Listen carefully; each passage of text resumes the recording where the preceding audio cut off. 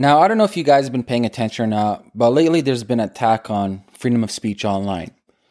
You have platforms like YouTube, you have platforms like Patreon, you have platforms like Twitter, you have platforms like Facebook, and also platforms like MasterCard and the payment channels, who are colluding together to silence people's opinions that they don't agree with.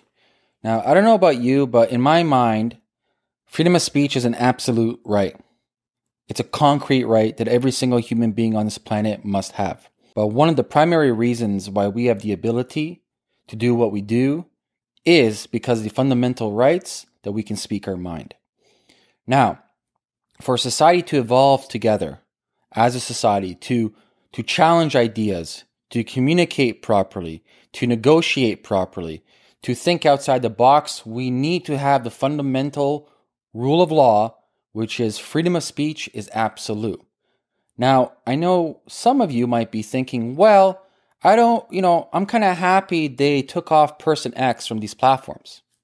Cool. That's your opinion, all the power to you. That's your expression of speech, that you agree that this person is saying bad things in your mind. But don't forget this. Today, they can be approving your thoughts. Tomorrow, your thoughts may not be approved. Right? Who's to say that tomorrow what you're saying is now against their agenda? The agendas always change. At the end of the day, what we're seeing, we are seeing the end results of puppet masters puppeteering us, the pawns, right? Using certain individuals as pawns. Listen, either we have total freedom of speech or we don't. And we can just use today's example in the world where we see what happens when there's no freedom of speech. It's an unjust society. So I think it's a little bit scary what's happening today with the whole acceptance of a lot of people agreeing that we should silence people. This is crazy. Imagine all of a sudden the government changes a policy that overnight goes against your religious ideologies, for example. Or it goes against your political viewpoints, or they discriminate against you somehow, whatever. Imagine that happens overnight. Imagine you don't have the legal right to voice your opinion. And this is what's happening today. And so I think there has to be more education brought to light about freedom of speech. I think more people need to speak up, and big round of a fucking applause to Jordan Peterson, Sam Harris, Dave Rubin, and others with Patreon who said, enough's enough. You're not going to control my thoughts. You're going to tell me what I can and how I can say it. I'm going to find alternative ways. And one of the alternative ways is they're going to be starting to accept crypto, which is fucking awesome. Which brings me to my second point. I think we as a society obviously can't control the government that much. We have seen in history that there's never been a government that's been 100% peaceful towards its citizens. There's always been some form of discrimination or oppression, some form of negative attributes governments have imposed through sheer force, violence towards their citizens. That being said, obviously we can't change the mind of this government collective. All we can do is vote for the best and improve systems. However, what we can do right now, what we do have right now, is a means of communication, means of exchange, means of dialogue to counteract certain future regulatory changes they make. So, privacy and data is really important. I think platforms like Patreon and like YouTube here and like Facebook will be going head to head with private decentralized platforms in the next 10 years. I think it's going to be a massive war between who's going to get most of the users in the future. And for me, I'm leaning towards new platforms coming out. And obviously it's an uphill battle. You're going against gigantic, behemoths, David versus Goliath.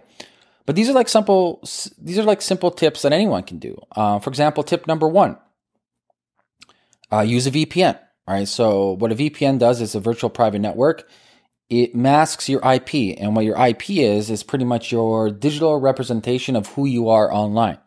It shows you geographically where you are. It shows you which internet provider you're coming from and shows which device you're coming from. Pretty much is your thumbprint.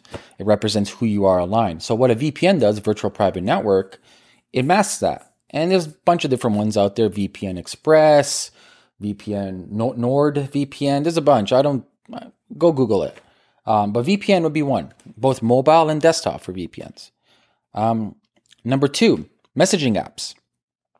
I'm a firm believer in using encrypted messaging apps. So my personal favorite that I like to use is Signal. So I use Signal on a daily basis, or Keybase, but Keybase is not the best UI UX. But Signal is really good on mobile.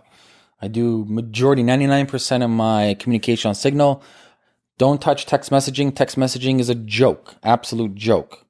So that's number 2, Signal or encrypted messaging app. Number 3 is a browser online. Most people use Chrome or Firefox or Safari. You can use different ones, different browsers. For example, you have Opera, which is cool. You have a built-in VPN in Opera, and you have the option of going on the Tor network, Onion and Tor, if you want that option. Or you can use Brave browser, which has a bunch of built-in ad blockers. But for me, I use Opera. That's number 3, different browser for your own protection. Number 4 is buy Bitcoin. I'm not a fan of fiat currencies. If you look at historics or if you look at history, the average life length of a fiat currency is 27 years, right? And so lately with quantitative easing since 2008, with inflation rates, I don't have any faith in the dollar. I don't have any faith in the euro. I think it's all going to collapse in a lifetime. Buy Bitcoin. Use it as store of value. Bitcoin is the biggest and strongest network on the planet. It's the most decentralized network on the planet.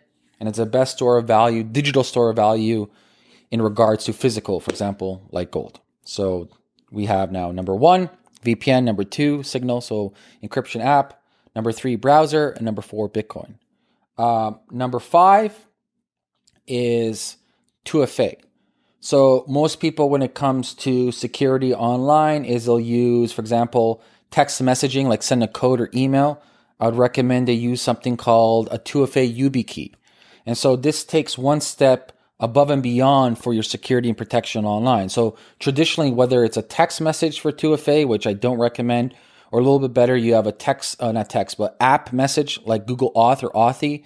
So for example, if you log into your Facebook, it's going to say, hey, we just sent a code to Authy. You got 45 seconds because every 45 seconds is a new code.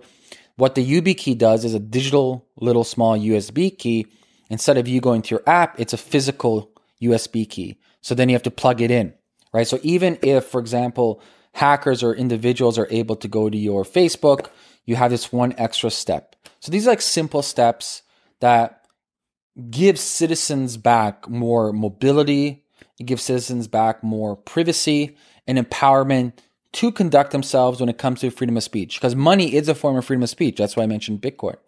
So these are some ideas I just wanted to riff with you, I would like to know your thoughts about it. I think this is all part of the process. There's a Buddhist saying it is as it should be. And so maybe we have to go through this period of time of like, hey, what is freedom of speech? Why are we doing this? But maybe this is really good. At the end of the day, we realize that decentralized platforms like YouTube, like Twitter, like Facebook, like Patreon are not the solutions for the future. They serve their purpose for the last decade or so. Now we need new solutions, more decentralized, open, robust solutions where anybody, anywhere, regardless of who you are, participate in the network. Okay, guys, I'd love to hear your thoughts about this. Leave a comment below this video and I'll talk to you soon. Peace.